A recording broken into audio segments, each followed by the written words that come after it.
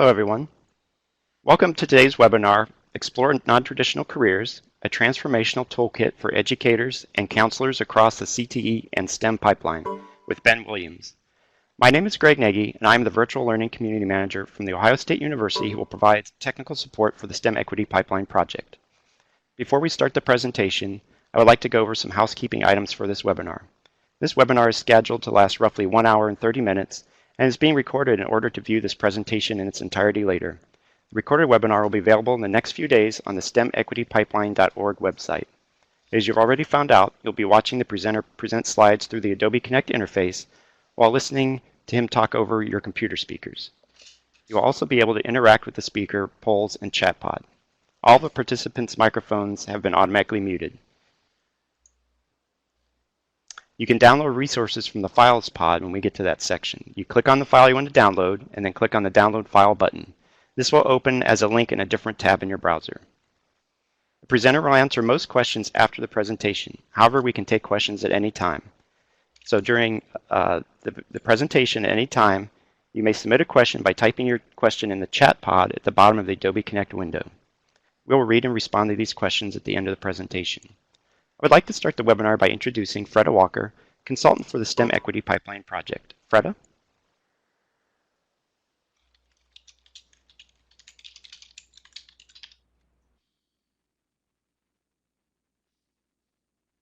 Freda, I'm sorry, we're not hearing you.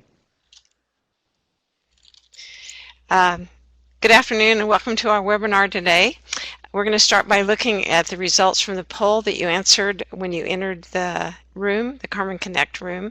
So you won't see me on the video. Let's just look at start by seeing how you heard about the webinar. I'm always interested in knowing if the different ways that we learn about this webinar, and we're still getting a lot of people that learn it from a colleague, so thank you. Those that are sharing it to other people. Those that are participating in the webinar, you can see that we have mostly, I'm looking through that, mostly counselors and student service staff, some school and college administrators, and that looks like the most people that we have, or the largest group. What population of students do you serve? You can see we have some elementary education people here. Thank you so much. And middle school also, mostly high school, some K-12. And then the community colleges are our largest participants. We thank you for joining us today. Let's see, is anyone else watching with you? I appreciate those that have answered this so that we know if there are extra people on, and I can see that there are a few extras watching as a group, but not many. Oh, one group's got 5. Wonderful, thank you so much. Okay, let's go back to our present mode.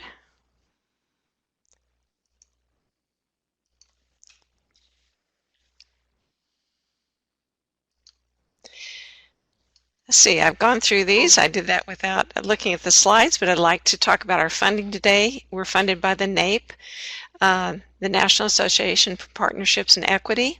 We also are funded through the National Science Foundation grant.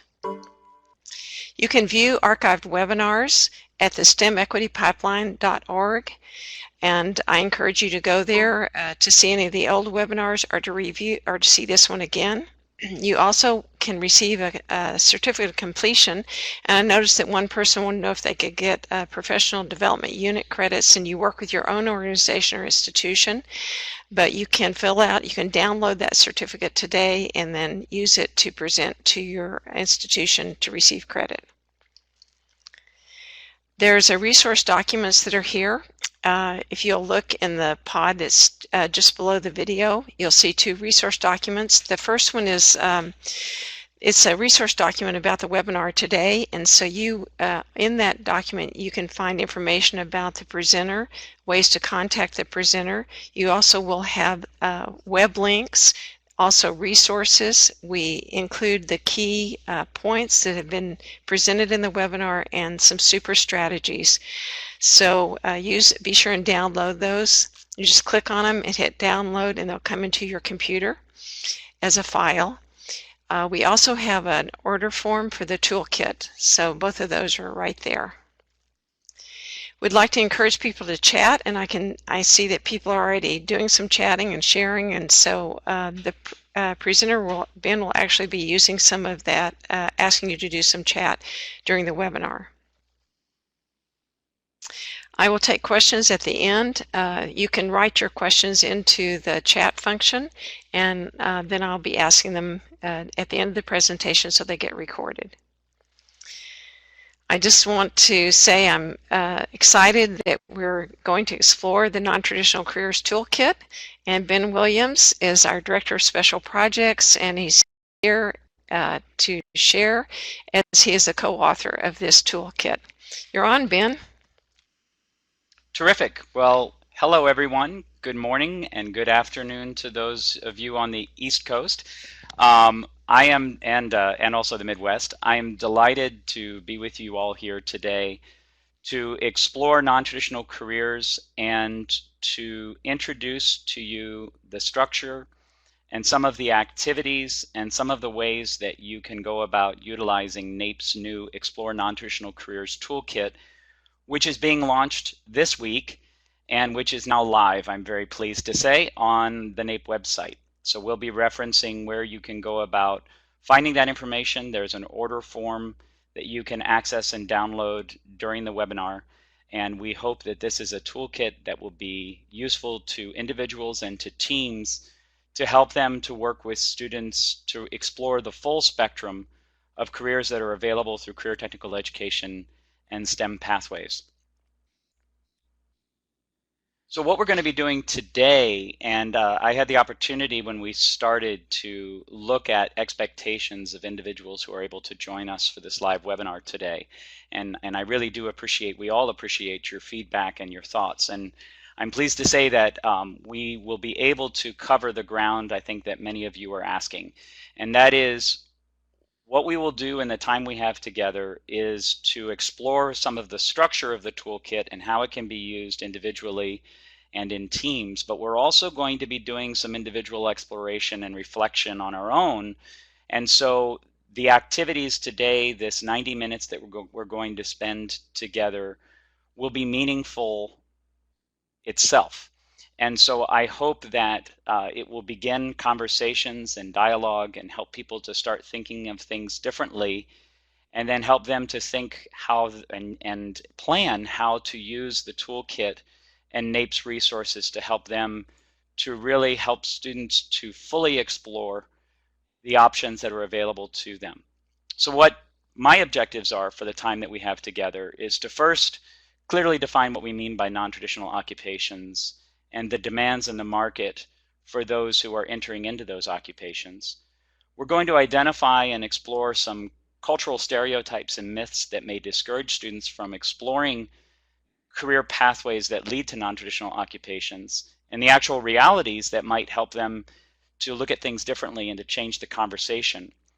And through this process, we're going to be introducing the micromessaging framework for cultural change, which is NAEP's culture wheel that's used in the micromessaging to reach and teach every student curriculum, and also first published in Morell and Parker's 2013 publication in Diversity and Democracy, and is a very powerful framework and structure to help us to think differently about our educational culture and our culture at large, and then help us to think about how to use that framework to plan and conduct activities, as I said, at the individual and team level, to change the way we talk about career opportunities, career options, and give us new tools that we can use to really expand the lens that students, teachers, counselors, and other key stakeholders use to look at the full spectrum of career pathways. So what I first like to do is to open us up to some polling questions. And so what we're going to do is think about, what do we mean by non-traditional fields?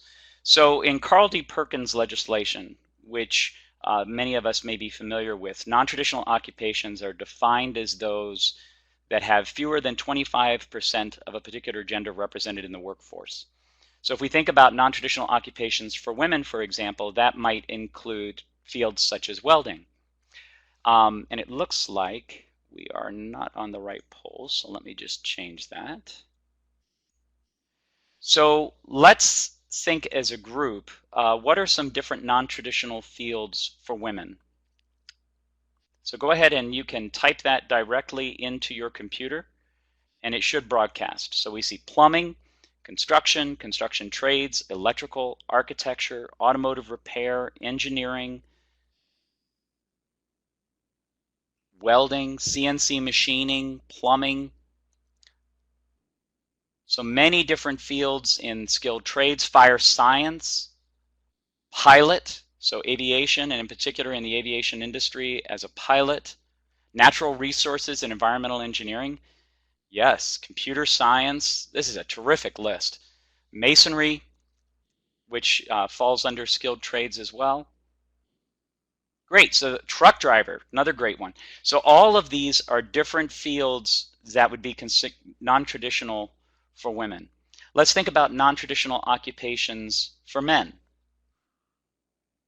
So for example, a preschool teacher would be a non-traditional occupation for men. Nursing, cosmetology, social work. Lots of folks said nursing. Surgical technology, dental hygienist. So in health science and in many health pathways, there are a number of different occupations where fewer than 25% of those in the workforce are men. Paralegal, yes.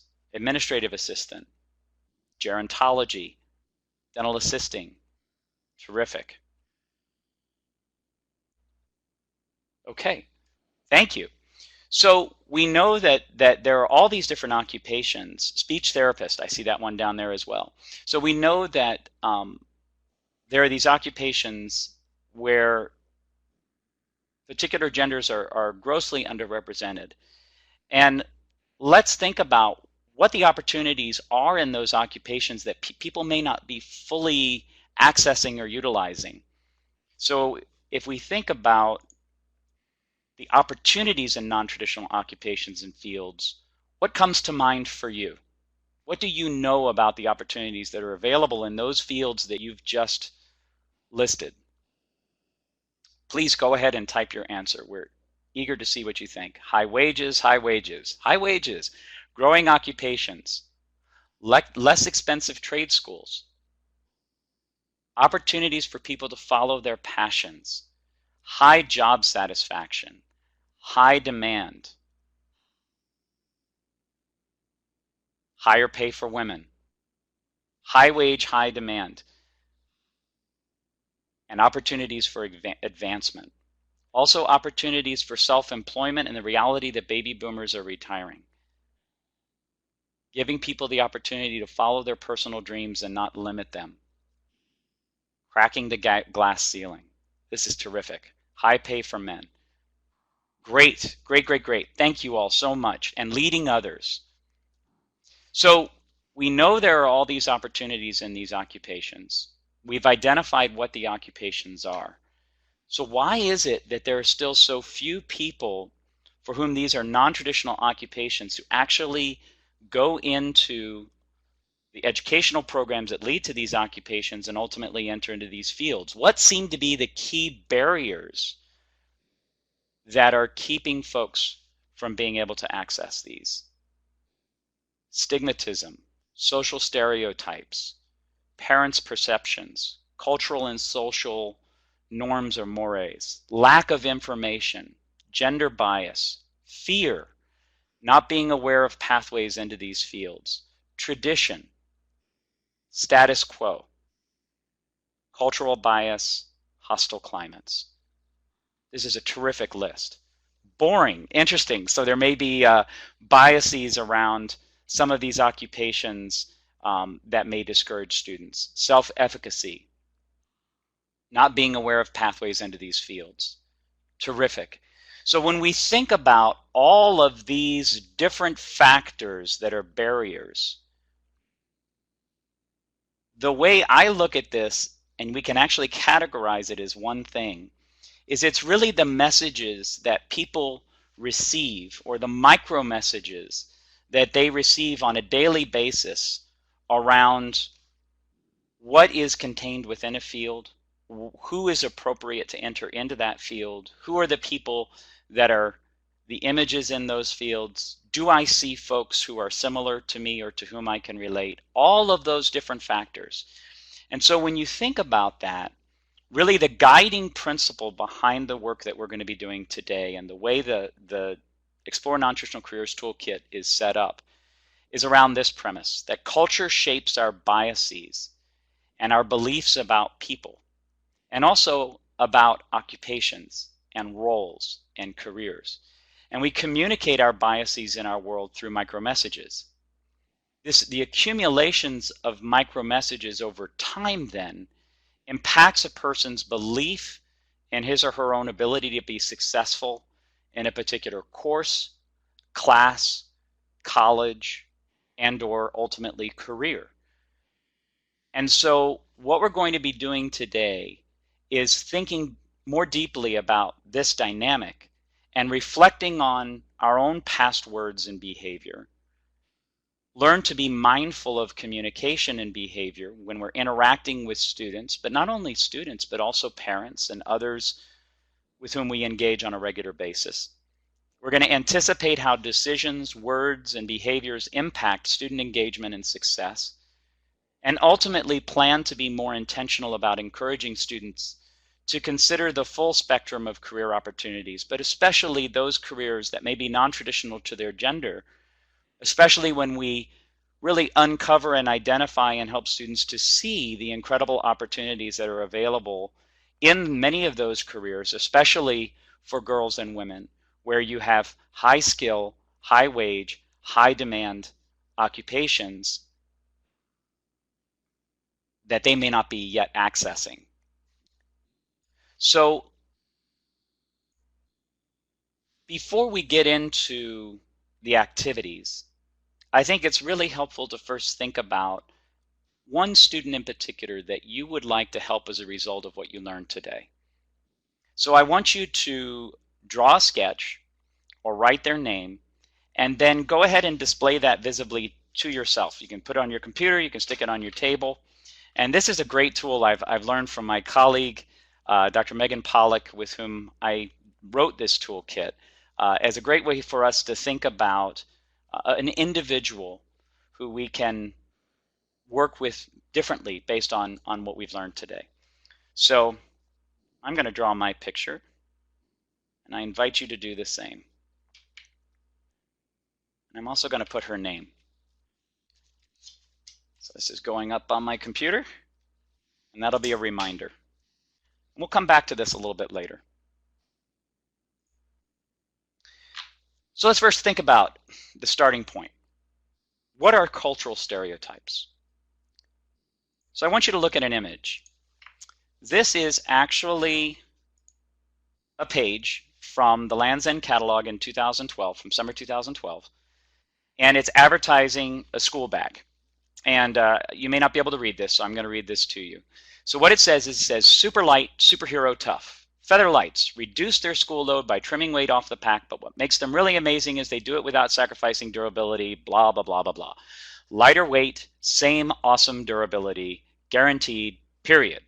So I want you all in the chat function, and I'm going to switch over to everyone, in this chat function, go ahead and write down every message you see in this ad.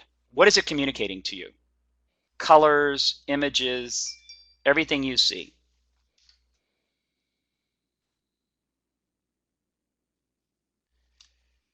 Only boys play soccer. The name is Matthew. It's a male.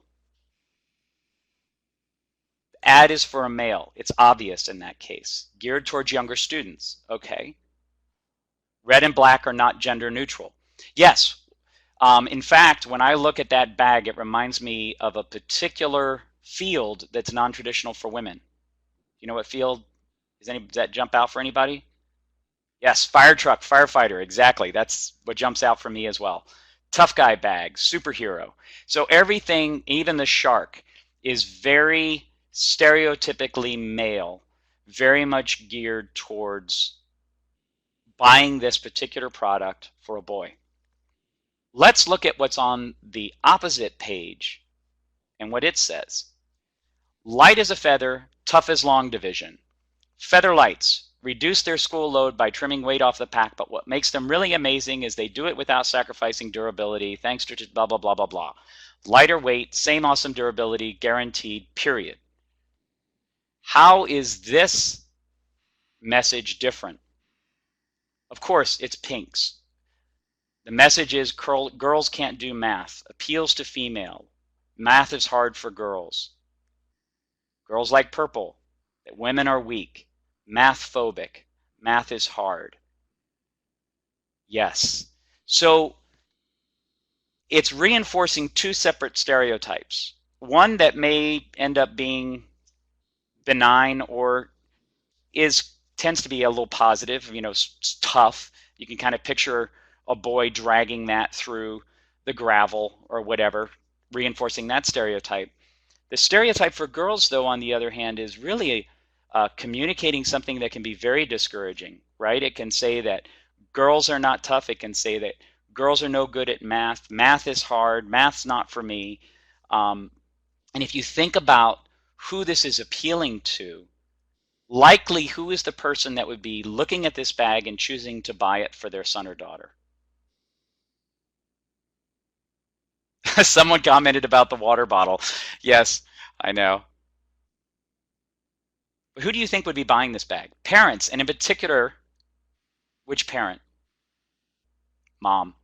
Yes, I agree. So this is also reinforcing to many women a negative stereotype that they may have internalized about girls and math, which is wholly unfounded when you look at the research around capability in mathematics. But it's very much a cultural stereotype that persists and is reinforced through messages like this. I'm pleased to say that there was such an outcry at this Land's End catalog advertisement that it was taken down within a couple of months. But it's given us great fodder for thinking about micro messages in critical ways. So thank you all so much for your feedback on that. So let's think about the cultural stereotypes that exist in occupations. So when we think about occupations that exist, especially through career technical education and training, what are the images that we see? So when we look at these images, who do we see? And more importantly, who do we not see?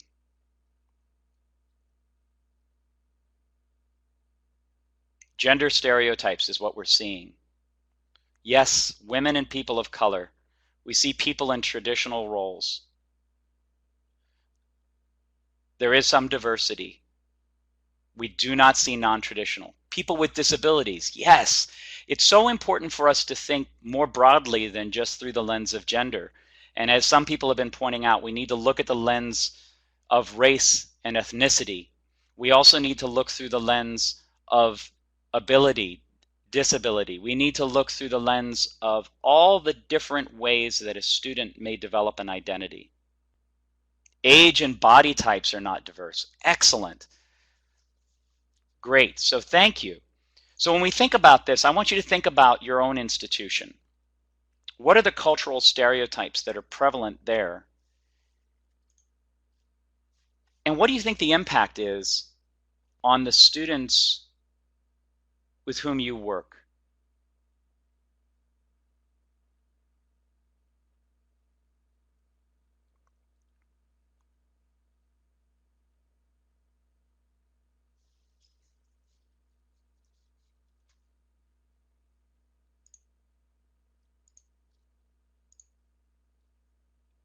Looks like lots of people are typing. Here we go.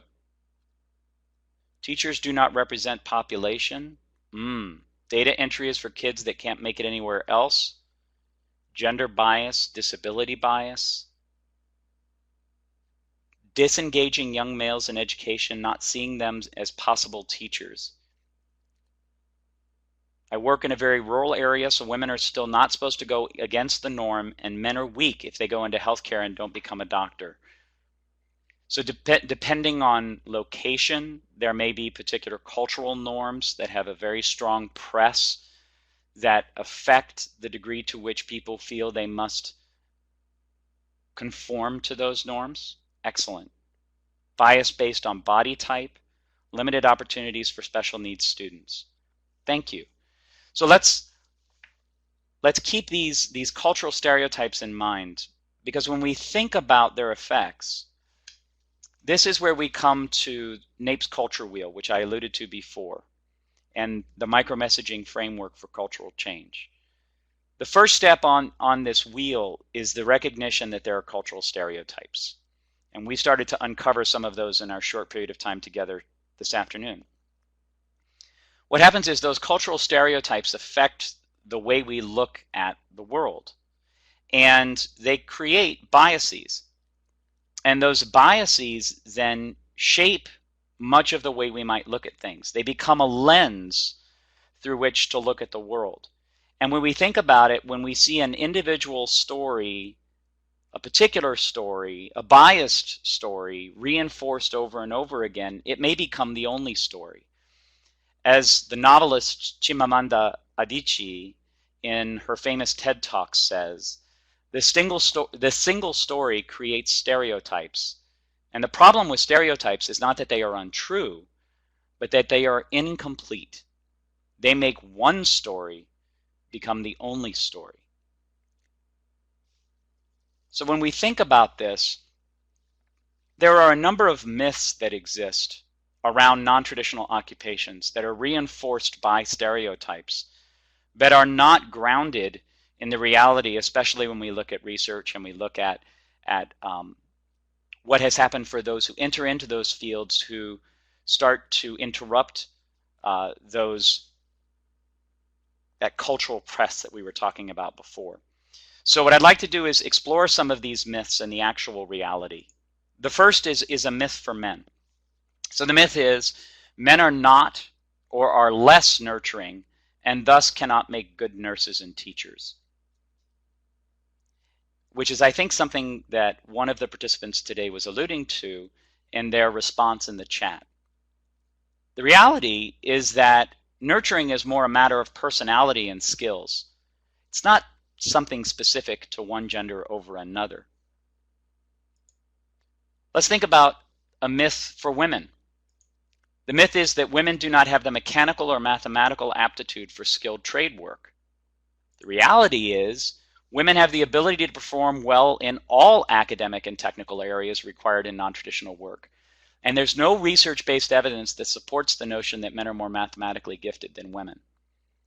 When we think about messages and we think about micromessages, however, women have had to experience over and over again messages that convey to them that they may be less capable in math than men.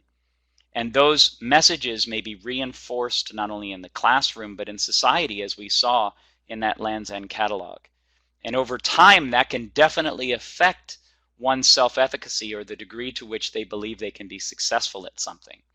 So the myth is one that reinforces a stereotype. The reality is quite the opposite. And it's really important for us to be intentional about communicating that reality to girls and women to build their self-efficacy in mathematics and in mechanical aptitude, and mechanical skills, I should say. Let's look at another myth. Non-traditional jobs are too dirty, noisy, and dangerous for women. The reality is some non-traditional jobs have some of these components, and we need to help students to weigh the benefits and the drawbacks and look at fit. But fit should not be something that's based on gender, right? So gender fairness really requires that occupations be presented as possible options, equally possible, equally valid, equally available for both females and males. Let's think about another myth. This one's for men. Creativity in the arts, say in music, dance, visual arts, are not masculine. The reality is that boys and girls and women and men have equal capacities to be creative. And creativity is important in all fields. but it should never be something that drives students away from one thing when they very well could pursue that. So I want you to reflect on these myths and these realities that we've discussed so far.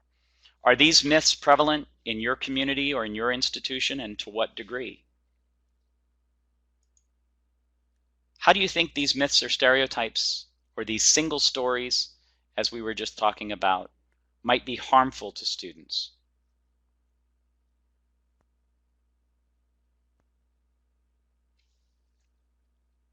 And finally, in what ways could you challenge cultural stereotypes and broaden the gender career narrative in your particular sphere of influence? What are ways that you could help to identify these stereotypes and the realities in ways that could broaden the lens through which students look at these occupational pathways?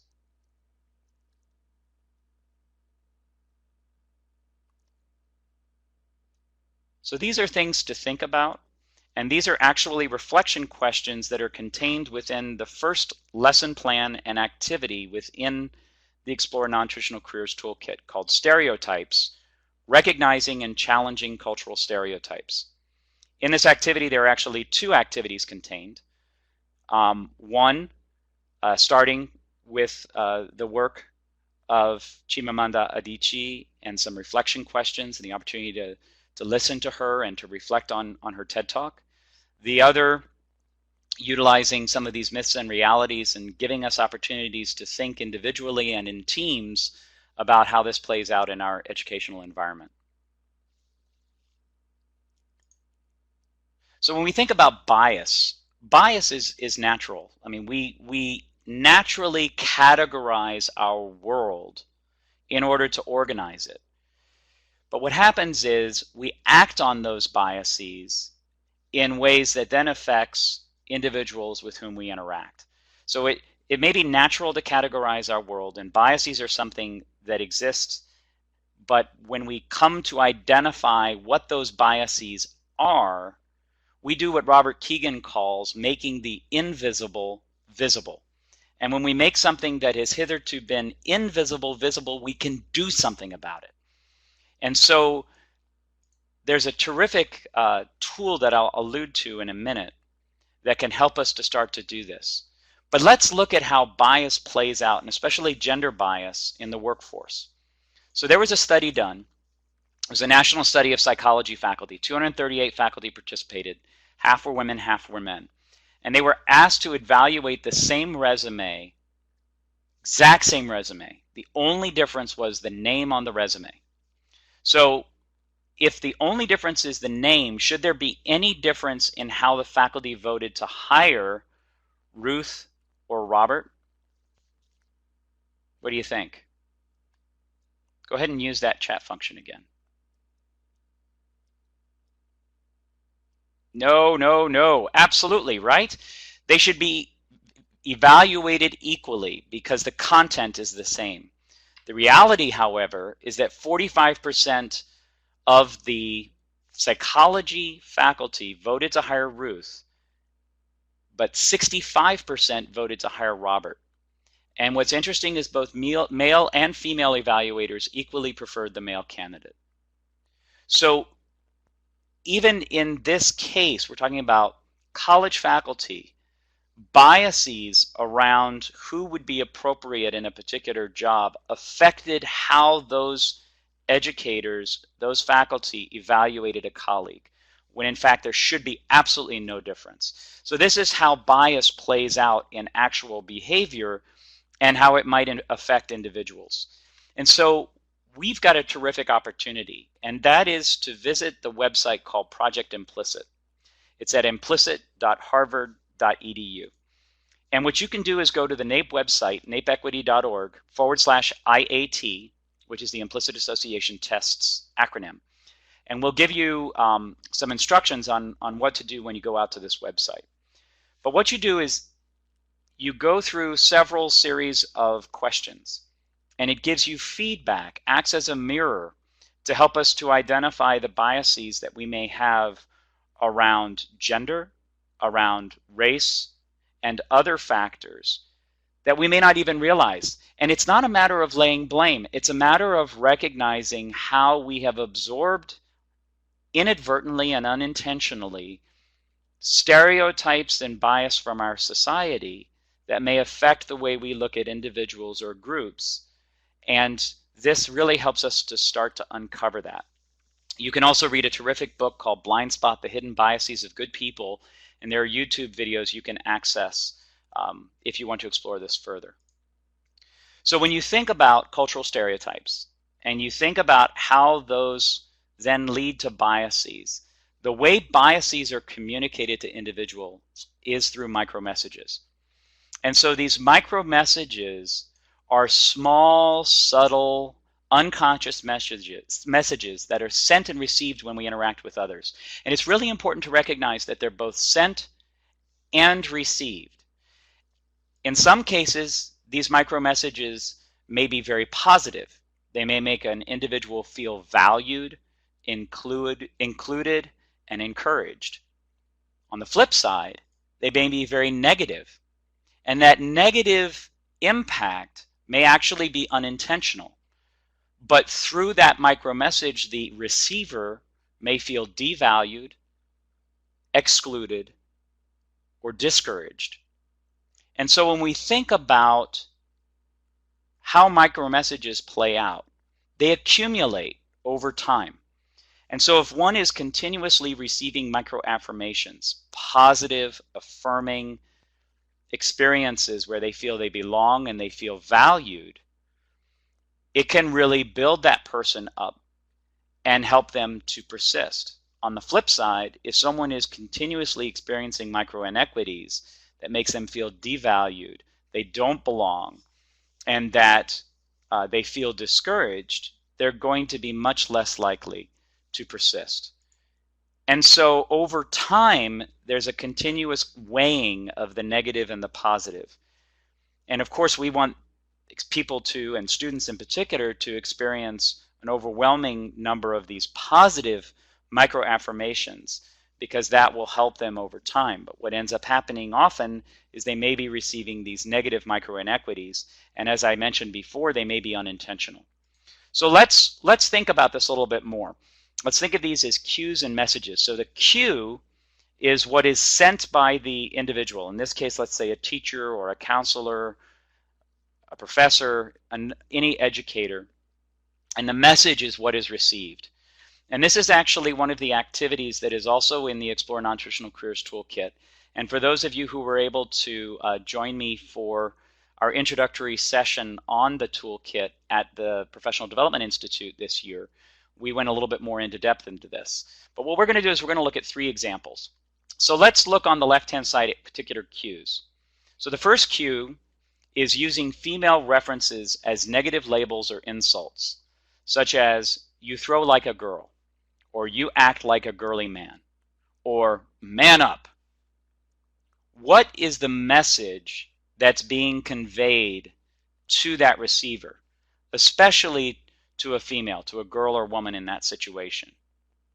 Which one do you think it is, A, B, or C? You can go ahead and indicate that on your chat function.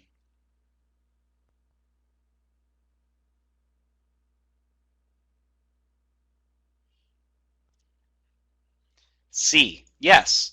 So females feel less valued than their male classmates.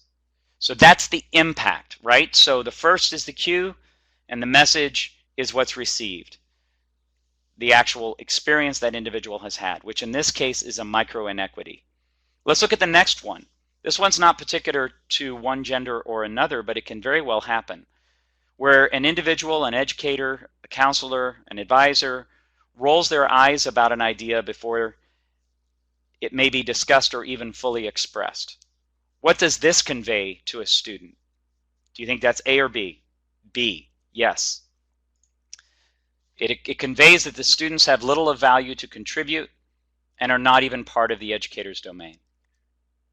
Then finally, another message, which very well may be unintentional, but does have consequences, is selecting class materials and textbooks without vetting them for gender inequities and stereotypes like the ones we've talked about today. In this case, it may convey that females' invisibility is of no concern and they don't have the intellectual capacity to contribute to this field. So you can see how these messages and the way they're received really does affect that scale we were talking about before. So I want you to reflect on which cues or micro inequities you could relate to in your own experiences. How do you think these micro messages have affected students with whom you work?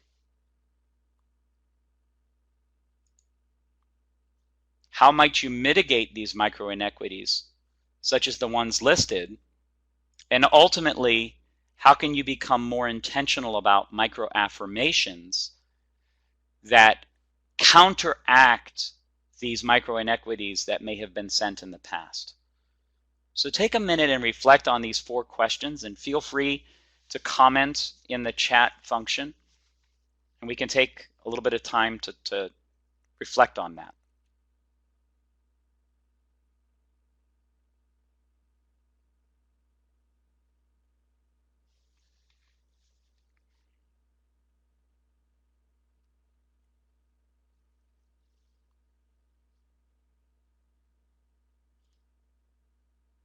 So it looks like we have lots of people chatting right now. That's great. Regarding the use of female references as negative sends a conflicting and negative message to males, particularly young males. Where's the focus on how males feel? Excellent, excellent point.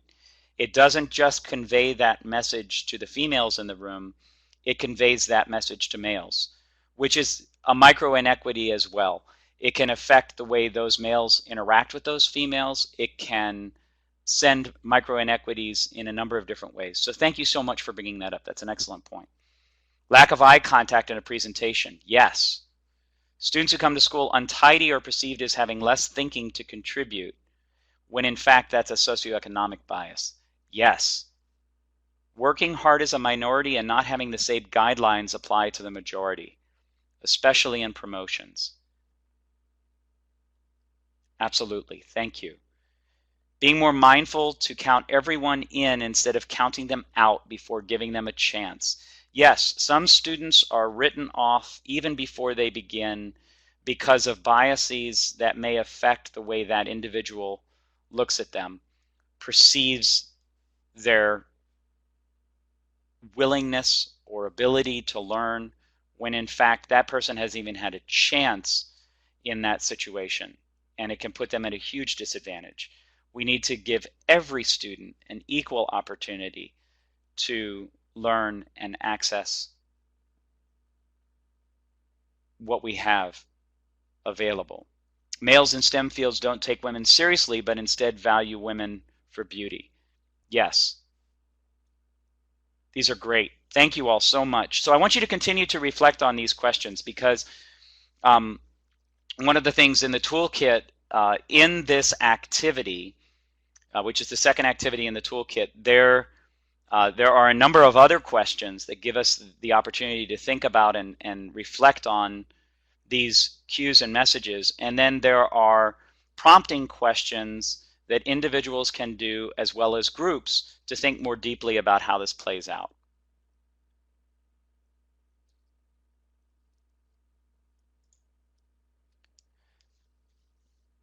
So when we think about this dynamic, the culture wheel, cultural stereotypes communicated or create biases. Those biases are communicated through micro-messages. Those micro-messages are accumulative, right? And they accumulate advantage or disadvantage in a given situation.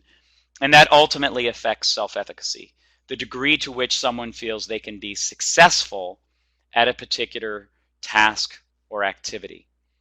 And this is critically important, because when students have high self-efficacy, they are much more likely to pursue or persist a particular course or in a particular pathway or in a particular career or occupation. And this is particularly particularly true for girls and women, for whom by and large self-efficacy precedes interest. Whereas interestingly, for boys and men, interest may precede self-efficacy, which means that for boys and men, even if there's lower self-efficacy, they may be more likely to try something out. Yet for girls and women, if there's low self-efficacy, they may be much less likely to pursue that course, pathway, or program. And we think back to that stereotype around math, that can really preclude a young woman from accessing so many different career pathways and occupations that require math competency. So how do we build student self-efficacy? Well, we know we do it through 4 different sources. One is through mastery experiences, another is through vicarious experiences, the other is through social persuasion, and finally physiological states. So let's start to unpack a little bit of this. So what I mean by mastery experiences is, of course, past experiences of having mastered something similarly. So let's think about our own roles, and even my talking to you all today. If I've had positive experiences in public speaking and talking to individuals about something that I'm interested in, I've had mastery experiences where I've had, okay, I know I can do this. So that'd be a great example, okay? A vicarious experience would then be seeing people with whom I can relate, having similar successes, presenting in front of individuals and doing something similar. So vicarious experiences, of course, is seeing others where one sees oneself mirrored being equally successful in a particular situation. Social persuasion is then the degree to which one receives positive feedback, micro-affirmations around their capability and skills in a particular area. So if people have told me that they like the way I present, they learn something new, they enjoy my enthusiasm, whatever that might be, that's very positive. And then when we think about physiological states, think about whenever you get up in front of a group of people, you may start, your palms might sweat a little, you might feel a little flushed, your heart might start to race. Of course, we call those butterflies. And if we recognize that those butterflies is actually adrenaline, which helps us to focus, and it's totally normal and natural, then we appreciate that this is just part of the process. And of course, the more we do this, the fewer butterflies we have, but still, anytime you get those butterflies. So let's now talk about a young woman in welding. So if a young woman in welding has had an experience where she's been able to be successful in using tools that might be unfamiliar, and then has the opportunity to be able to do a simulated weld, then when she's able to actually do a weld, she has that experience of having mastered smaller steps that have led to that. Add on top of that opportunities to see other people with whom she can relate, whether that's through the lens of gender, which is critically important, but it could also be through the lens of race, ethnicity, location, and other important aspects of identity, then that can encourage that young woman to try that and persist. Especially if she's hearing that she's doing a good job, that she's learning, especially building up her self-efficacy in that area, and then recognizing that before picking up that torch for the first time, after putting on the different accoutrements of the trade, if you will, they may be a little heavy, it might feel this way, it might feel that way, you might get a little nervous, but you've done so great, so I know you can do it. It helps to build that. So when you think about this over time, when someone has low self-efficacy, it can lead to doubt, fear, and avoidance of that task, that course, that pathway, that program, that occupation. On the other hand, when there's high self-efficacy, and we can think about this in our own situations, it leads to greater engagement, persistence, greater performance, achievement, motivation, and interest. And so this is critically important, especially when we reinforce for students a growth mindset, where they see that they can learn through effort, through hard work, through trial and error, and that they can overcome challenges and what might seem like obstacles and be able to persist and succeed. So let's think about some of the messages and things that we've heard from students that indicate low self-efficacy around non-traditional careers. Here's one that has been reinforced through much of what we talked about today. From a young woman, let's say, I'm no good at algebra. No one in my family is good at math. I don't like math, and let's face it, girls are stupid at math, so why should I try? So it's really hard then for that student to become motivated in a math class where she has that low self-efficacy that's been reinforced by cultural stereotypes and internalized.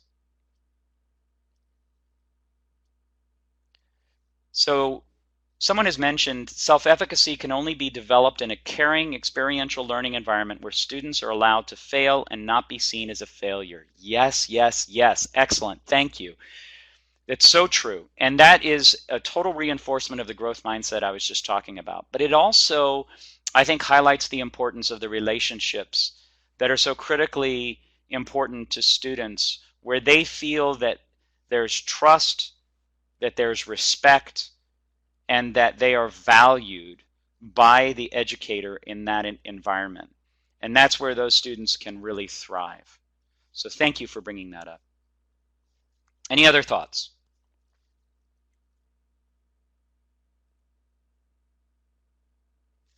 Okay. Well, thank you. So the next activity in our toolkit is one around self-efficacy, and it's actually it's a terrific graphic, which you see right here, that tells us about the sources of self-efficacy, and then on the back side of it has what we call super strategies to help build students' self-efficacy in each of these different sources, in each of these different realms: mastery experiences, vicarious experiences, social persuasion, and physiological cues. And one of the most important of those is giving students role models and mentors with whom they can relate. Those vicarious experiences are critically important and something that we can be intentional about providing opportunities for students to have.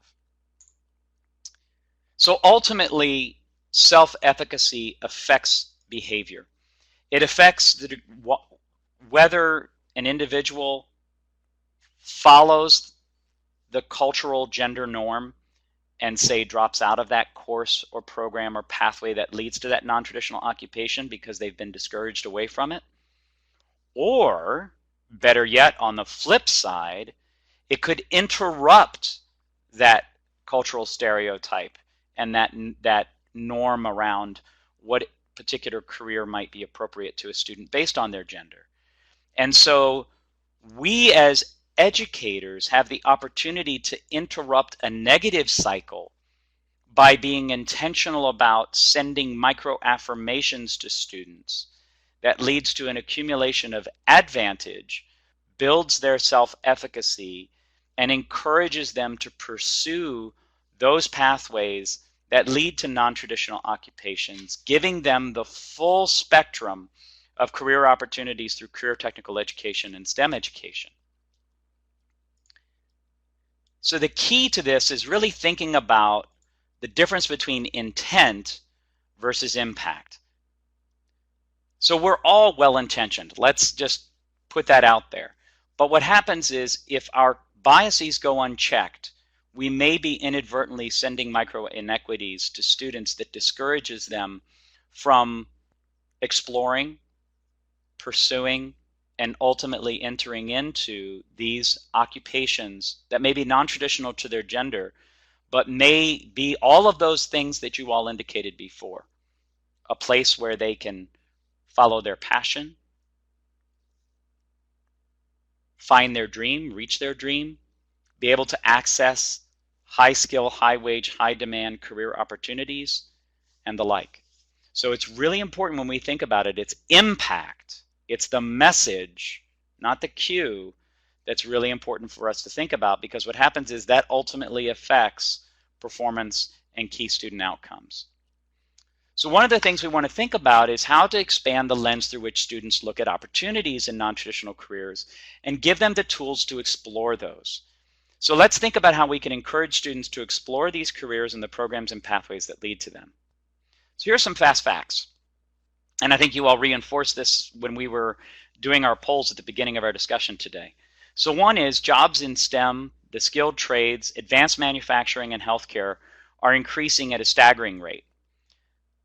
There's a large number of positions that are coming open because of retirement of baby boomers. In particular, let's say for electricians, almost 50% of the 600,000 jobs for electricians are going to become available in the next decade. NPR said in a recent article, with so many boomers retiring from the trades, the U.S. is going to need a lot more pipe fitters, nuclear power plant operators, carpenters, welders, utility workers. The list is long, and each of these occupations is non-traditional for women. If we think about non-traditional occupations for men, and nursing in particular, there's a 1.6 million job opening projection through 2020. And yet we're going to fall short by 200,000 people if we continue to enroll and graduate nursing students at the current rate. So we need to really encourage students to look at the full spectrum of what's out there and expose them to these fields that they may never have been aware of because of these stereotypes that we've been talking about. And then we need to help them to understand that through education and training, and in particular industry-based certifications, employer-based training, apprenticeships, post-secondary certificates, and associate degrees, students can pursue these occupations. They can get the training they need through secondary career technical programs, adult career technical programs, apprenticeships, employer-based training, community college, certificates and degrees, and if they so choose, ultimately baccalaureates and degrees beyond. But so many students don't fully appreciate all the opportunities that are out there and how to access them. So the next activity we have in the toolkit is called Explore Careers, and Explore Non-Traditional Careers in particular. And this just gives an educator, a teacher, or a counselor the opportunity to help students to think about which careers are non-traditional for men or women, what's the pay in those careers, what's the job outlook, and what is the training and education that would be required to enter that field. And what we do is we drive folks towards the Occupational Outlook Handbook through the Bureau of Labor Statistics and help them to think about the different careers that might be out there and where they can find that information. So this worksheet is another helpful tool that individuals and teams can use to work with their students to expand the lens through which they look at these occupations and the opportunities available. And in the course of this, understand what type of educational pathway they'll need to follow. So what's important for us to think about and takeaways from this little section of our discussion thus far is it's really important for us to explain the value of non-traditional careers, being intentional about using positive messaging that it's attractive to and equitable for a diverse group of students. And we need to think about diversity broadly, as everyone has encouraged us to do, looking at all aspects of diversity. We need to incorporate the benefits of non-traditional careers into discussions that will appeal to students of different race, class, gender. We need to help their parents and those who are significant adults or those who might have a strong influence on those students to understand the opportunities in these careers and career pathways as well. And then ultimately advise a diverse group of students into a variety of pathways of opportunities in non-traditional careers.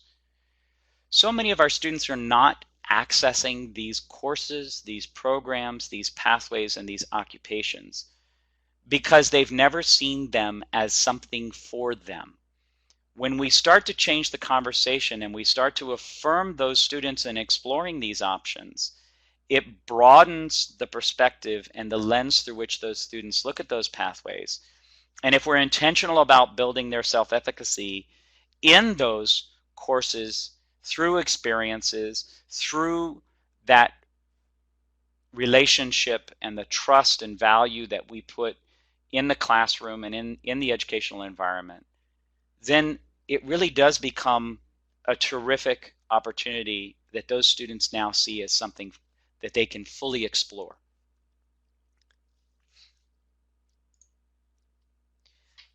When we're working with young women, when we're looking with girls, and I mean by girls, I mean in secondary settings, and women in adult and community college and other settings for adults, one of the things we can also do is reinforce, because for women, or reinforce the competencies that are necessary to be successful in STEM careers, many of which are non-traditional for women.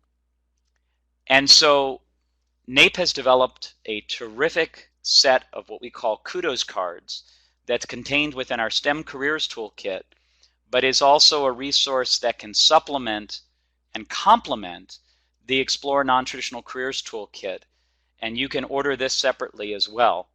And I love this tool because what it does is it helps students to think differently about specific competencies, characteristics, things they've done in the classroom that tie into STEM careers in particular. So here's an example. And this was developed by my counterpart, Dr. Megan Pollack, our Director of Professional Development.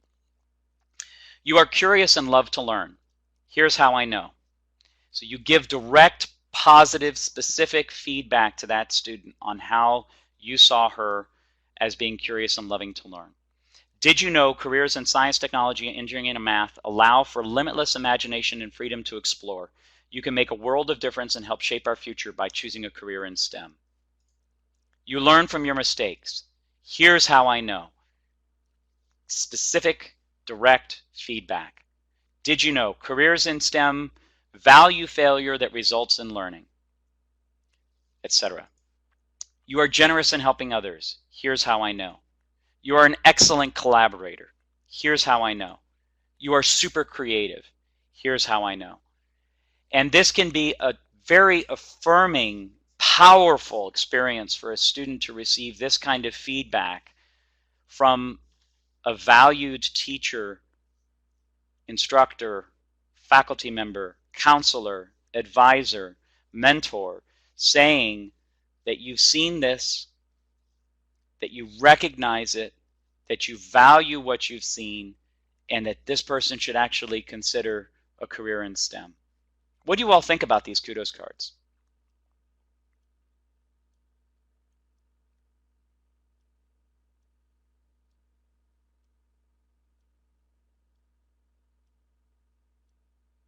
I want to give them to my daughter. Outstanding. I feel the same way.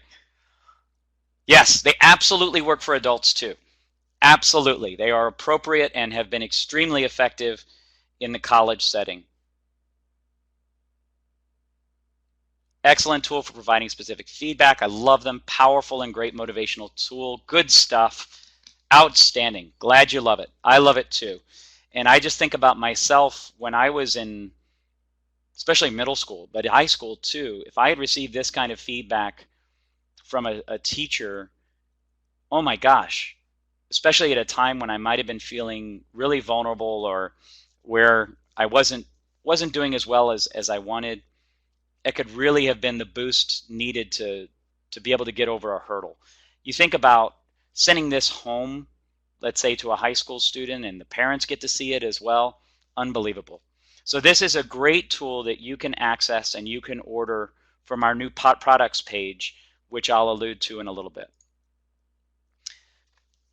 What we know is when we intentionally send micro affirmations to females in non-traditional courses, and especially around STEM, and I would argue this is true, of course, for men in non-traditional occupations as well, but the research is really particularly around females in non-traditional courses. There's an increased willingness to take risks. There's an enhanced creativity and innovation. There's an increased level of engagement in complex tasks and open-ended thinking. There's improved caring about learning and increased interest in non-traditional fields and developments of student self-efficacy. Oh my gosh, it's like a home run. Talk about building a growth mindset, building a student self-efficacy, helping them to be motivated and excited about learning. It's in those micro affirmations that this can be so positive. So the key steps to transform our practice through this process is to really identify and address our implicit biases from the get-go. First, start to uncover those biases that we may not yet recognize. Again, it's not intended. It's not about pointing fingers. It's not about laying blame. It's about recognizing that there may be biases that affect the way we interact with particular individuals. And if we start to uncover those biases and we make the invisible visible, we can do something about it. If we don't make it visible and we don't know it's there, then it's very difficult to do anything because we don't even know what it is we need to address. So I highly recommend exploring the Project Implicit website I was talking about, and I'll allude to that again in a minute. So first, identify and address our own implicit biases. Second, we really need to think about counteracting those negative micro messages, those micro inequities that students may have received, and really build student self-efficacy through multiple avenues to explore careers, courses, pathways, and programs that lead to the full spectrum of careers, especially those careers that are non-traditional to their gender, so that students can access all that's out there and not have it precluded by these cultural stereotypes and biases we've been talking about. We want to encourage and affirm students' exploration of career pathways outside of those gender norms.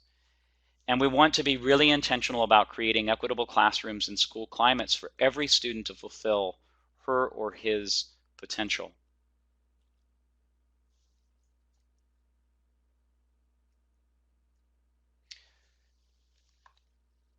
So someone has commented, these changes in educator behavior can be very important for the teacher as well, improves effectiveness and makes the teacher more open to improvement in other areas. Thank you, Sharon, for sharing that. Yes, absolutely. And in fact, I just recently received very positive feedback from a teacher with whom I was working in similar ways through the micromessaging process, and that teacher found that through uncovering her implicit biases and really being intentional about sending micro affirmations, she saw the positive effect on her students, and it excited her even more about being in the classroom. It was like a shot in the arm that has motivated her as a teacher. Other thoughts and reflections.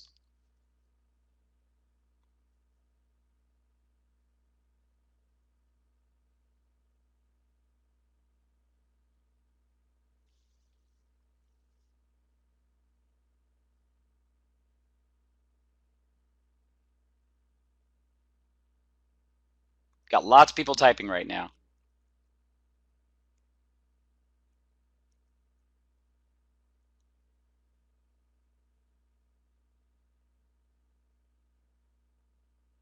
I've had teachers say, well, they are not going to be coddled in the work environment.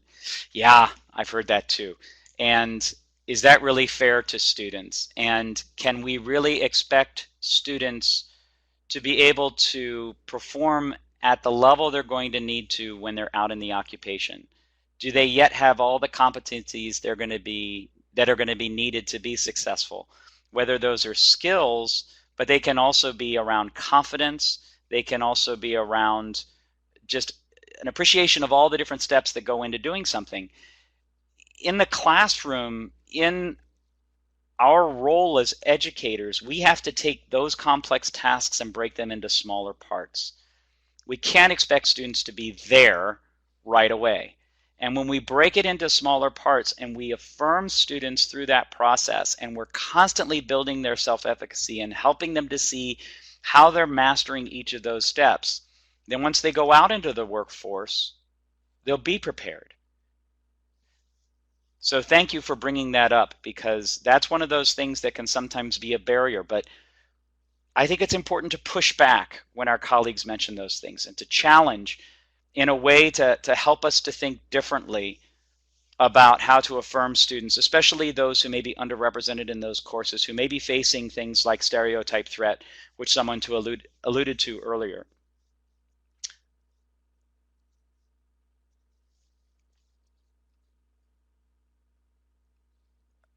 Okay, and I'll come back to some of these comments in a minute.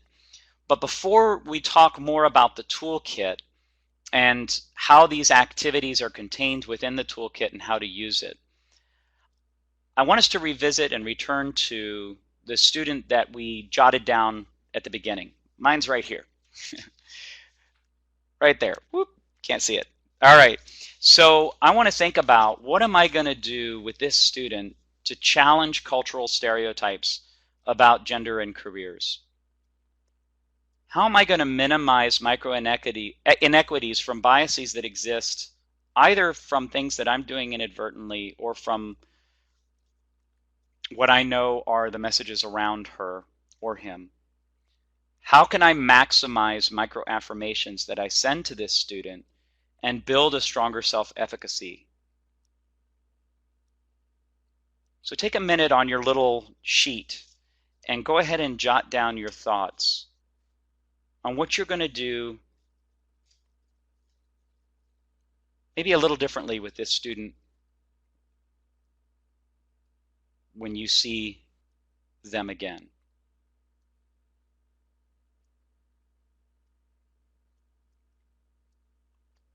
Someone has asked a very interesting question, Adanuga. Is there a correlation between positive micromessaging and grade inflation?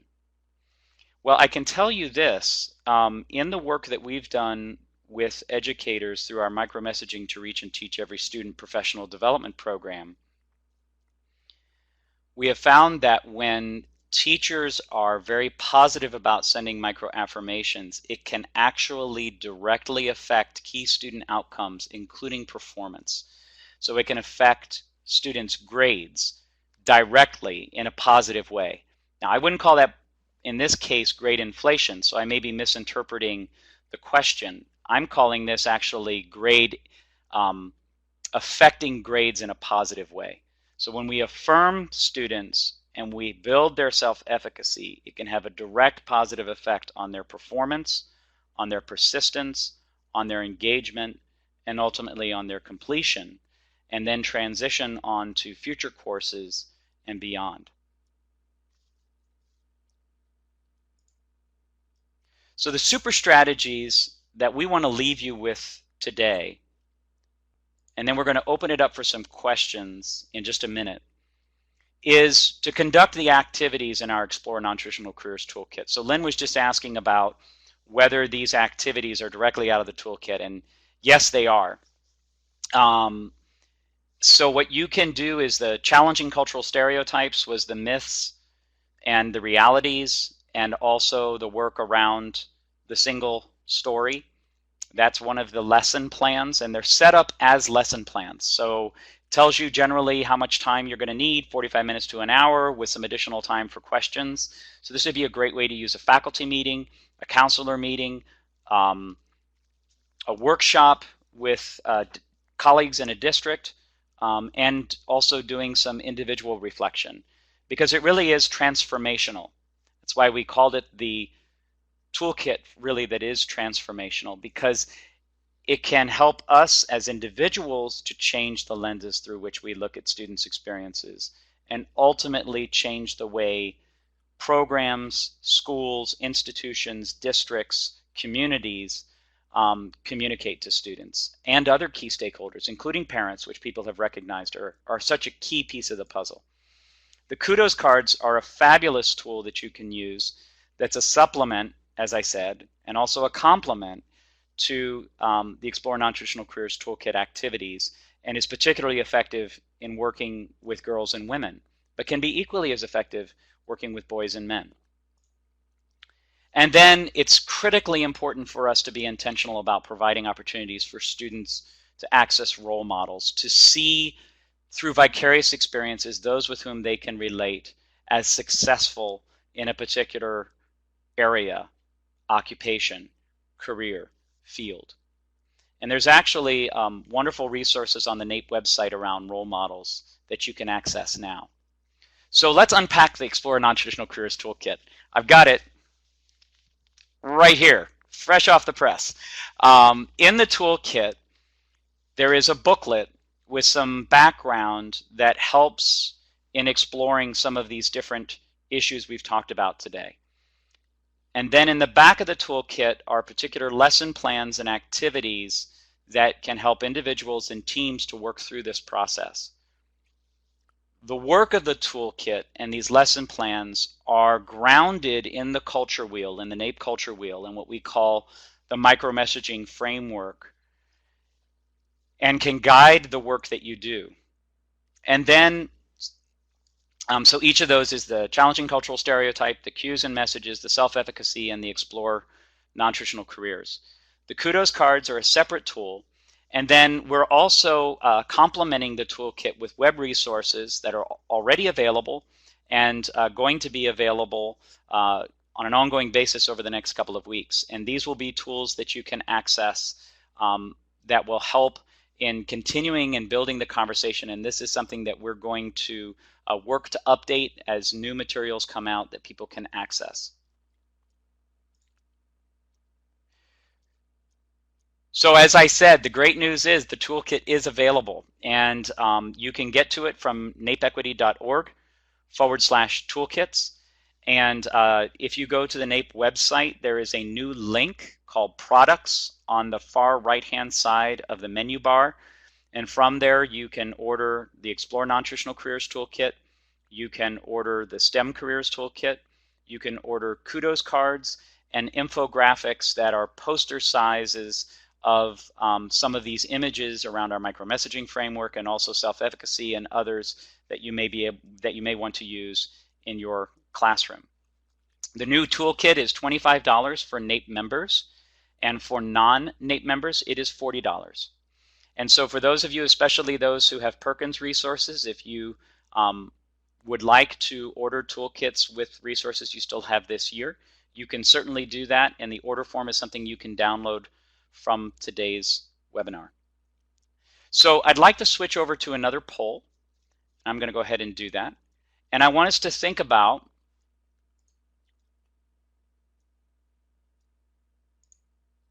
how you might use the new toolkit. So if you would, go ahead and select the different ways you might use the tools in the toolkit and your learning from today in working with colleagues, students, parents, and others. So lots of folks around professional development with other teachers or staff. Integrate into classroom instruction. Yes, and in fact, I've seen to great effect teachers who have helped students to recognize micromessages and how they might make students feel, so that once they recognize micromessages, then they can actually see that this is something that exists, that they can be intentional about not sending micro inequities, and then they can also start to kind of unpack the messages that may have discouraged them from pursuing some of these courses or programs or pathways, and see that, oh wow, I really can do this if I only think about this differently. And then we help to expand the lens through which they look at those options so that they can fully access those opportunities that are out there. Oh, it'd be great if we could click on multiple options for this question. Thank you for that feedback. I didn't realize you couldn't. So if we can do that in the future, we certainly will. Terrific.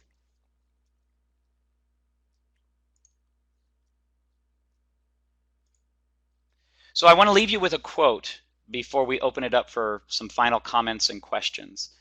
I love this quote, and I think it's one that really speaks to the effect we can have on students and on people's lives.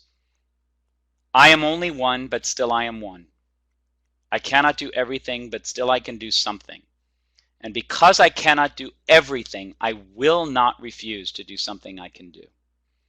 And so I hope today that you have had an opportunity to reflect, to do some self-discovery, to do some planning, and to think about how you might use some of the tools and activities from our discussion today and from the Explore Non-Traditional Careers Toolkit to expand the lens through which students look at all the opportunities that are available through career technical education and STEM, and make equally available to them those occupations that may be non-traditional to their gender, but may be such a fabulous opportunity for them that they have not yet considered.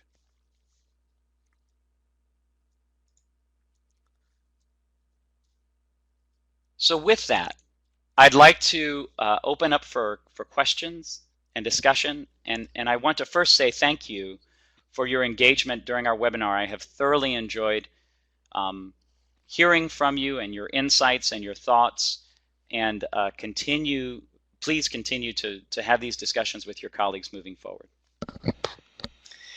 Ben, can you hear me? Yes, I can. I'm going to just start with a few questions that have been were entered earlier in the chat, and then people can add questions if they want to in the chat function, because I don't have very many.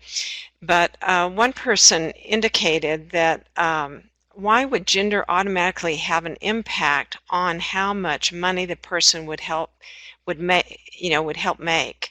And we did have another attendee that answered it as a result of the biases of the employer and how they want to be perceived as a company. But I thought you might want to also answer that question.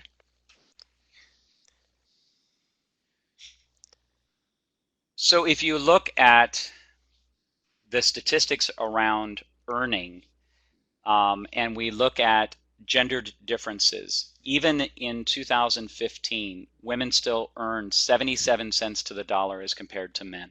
And that is horribly disturbing. And we have got to do something about that. When we look at STEM careers, it's closer to more like 90 to 93 to 94 cents to the dollar, depending on the occupation, to even parity. But what this question really recognizes is that there are biases that exist in business and industry that also has a negative effect on particular subgroups of individuals, and in particular on women in many of these non-traditional occupations. So I think it's critically important for us as educators to engage our business and industry community in our local and regional area in the dialogue and conversations around the things we've talked about, and really help to expand the lens through which they look at the workforce. I mean, if you look at my gosh, the last 2 months, Microsoft, Intel, Google are screaming for diversity in the workforce. Yet, if you look at research that's being done, a number of people who are underrepresented in those occupations still may experience bias in the field. So I think it's important for us to engage business and industry so that we really provide a full opportunity for students and lead to parity for everyone, and that's fair. I mean, it's the way it should be. So thank you. That's a great question. Okay, the next question. Can you share a few practical application strategies that have assisted in transforming practices that counselors and teachers already implement? Just 1 or 2 examples would be great. So I've I've done a little bit of that as we've been talking, but one of the ones that really jumps out for me was through a recent capstone with a teacher who was working with us. And what she did is she was intentional about just giving a note to students with each quiz or test they took, letting them know what they did well and encouraging them to continue to work harder, to study, to practice, to access her if they have questions. It was a woman teacher in this case, a female teacher. And so especially with those students who might have been low performing, and what she found is when students even with low grades at the beginning got those affirmations, they improved. And one student in particular had in the 30s on the first grade and in the high 70s on the 4th test. Now, if we look at that discretely, the first 2 tests were fails, but she went from a 30 to a 53 to a 68 to a 79. That's huge. And so if we really think about the individual student and what that person needs to build her self-efficacy in this case, what that teacher did had a direct positive effect on that student, and the student gave very positive feedback on what that meant to her as a result. Thank you, Ben. The next question, and we'll make this short if we can, so we might end close on time. Most biases are learned at a young age. What is the best strategy once someone gets to, when they get to college, and strongly believe they are not capable? So that's a great question.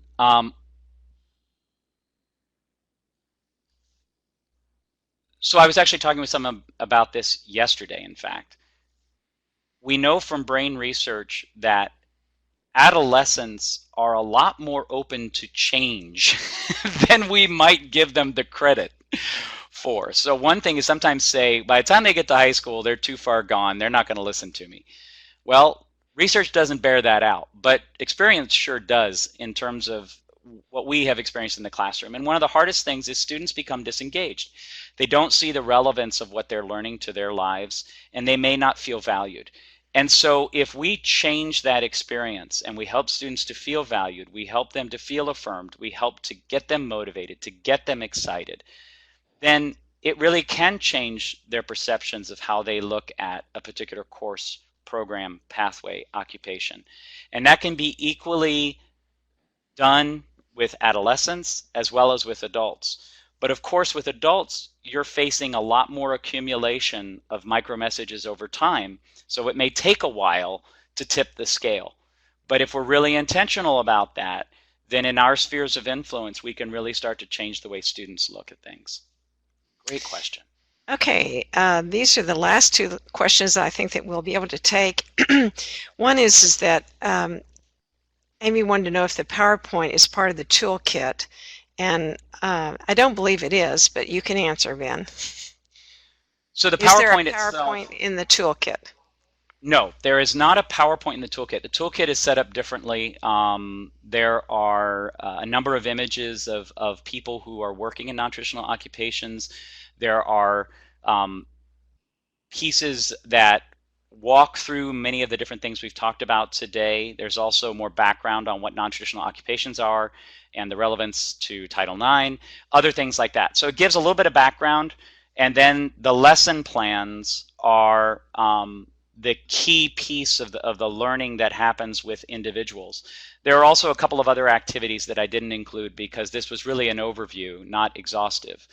But the PowerPoint itself is a combination of utilizing things that are part of the micromessaging framework and then applying that to how to think about changing the conversation around non-traditional careers. And as you'll see when you purchase the toolkit, that micromessaging framework is the foundation for how we set up the activities. Okay, so the next question is that how many toolkits might I need if I plan to use it as a professional development tool? Do they just need one? So if you can, I think it would be great for each individual to have her or his own, because then people can reflect on it individually and then be able to do work in teams. If you're in a small team, the activities can be done in a small group.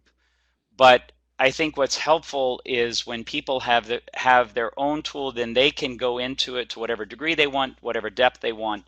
But ultimately, that's your decision.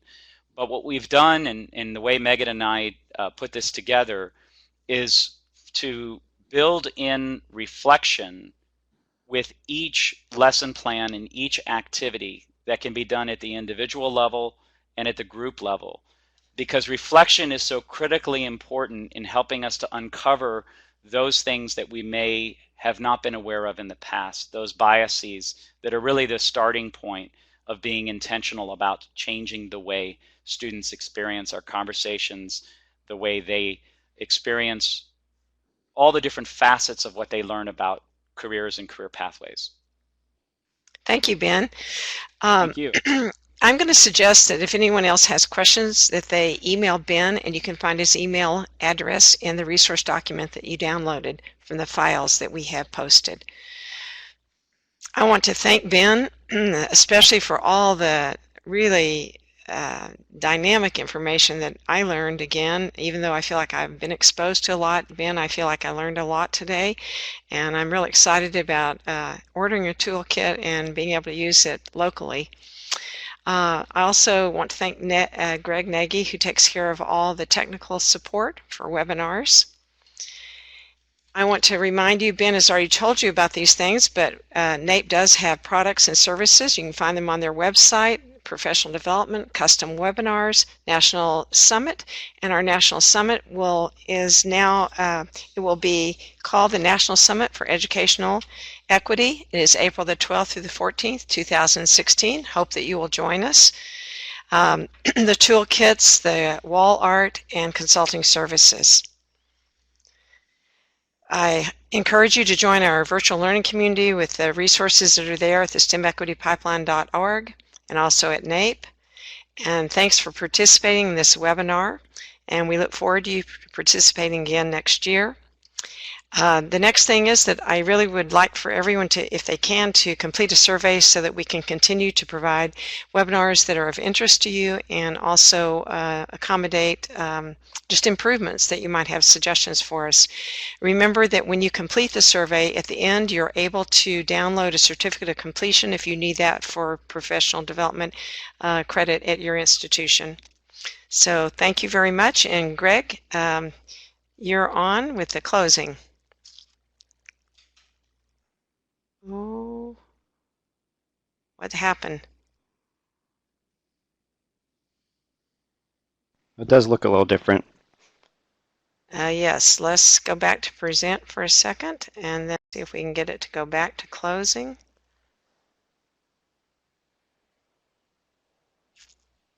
Okay, I'm going to try moving it to closing now. Do you think? Okay. And Freddie, No. if I may, Interesting.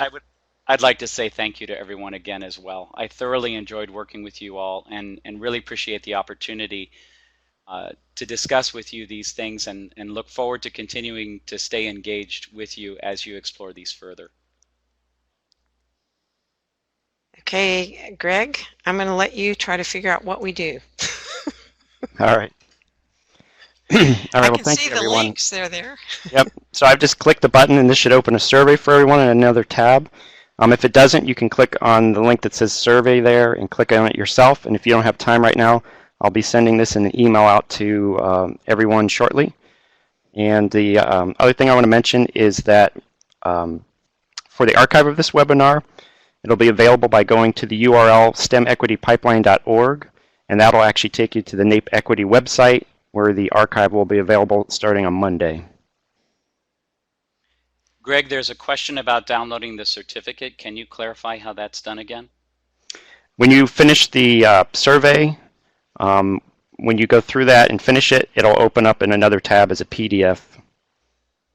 And then you just download. I mean, you can just Yeah, download. from there you can print or download. Yep. Print it or download, and you just fill in your name, write in your name, or type it in. Okay, so that ends the webinar. I'm going to stop the recording. Okay.